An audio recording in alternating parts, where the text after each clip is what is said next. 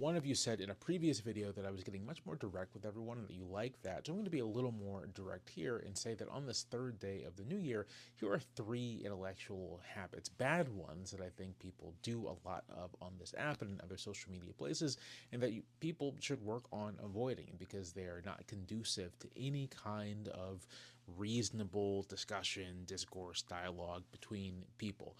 So here they are.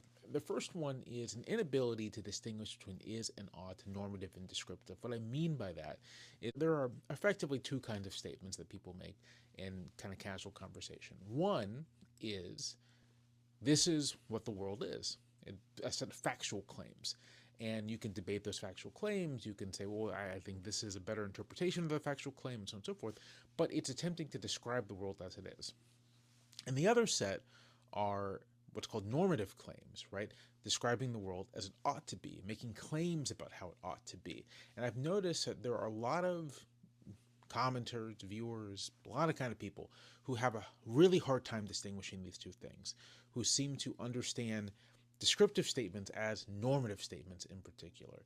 This is this, and it's understood as, well, this is good, or this is how it should be. And I'm really going to urge people to not do this. It's a little confusing, first of all, kind of throws discussions off course, but also it leads, I think, pretty quickly to accusations of bad faith and all that sort of thing. It's really, I think, important to try to understand at first jump what someone is saying and whether they are saying it as an endorsement or whether they're saying it as a description.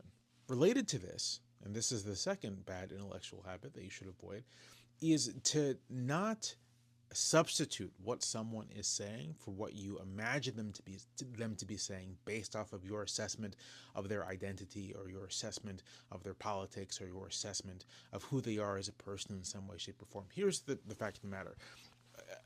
Despite the intimacy these screens create, we don't know each other. I mean, some of us do in real life, right? Like, but in a lot of ways, we don't know each other, right? Like, you don't know me. The vast majority of you who see this video don't know me. You may know something about what I do for a living. You may know a little bit about where I live, but you don't know me. And the way you're engaging with me primarily is through my words, through the things I say. And so I think it's important, if you're interested in sort of good faith discussion with people, good faith understanding, to really listen to what the person is saying, with the words they are using, to approach those words with a certain amount of charity, right? Sort of like, don't jump to the absolute worst interpretation of what they're saying. But for the vast majority of circumstances, try to read people in good faith, try to understand what they're saying on their own terms, and try to pay attention to the words they're using, and don't substitute those words for, again, what you imagine that they must be saying based off an assessment of who you think they are as a person. That way lies just a lot of bad faith.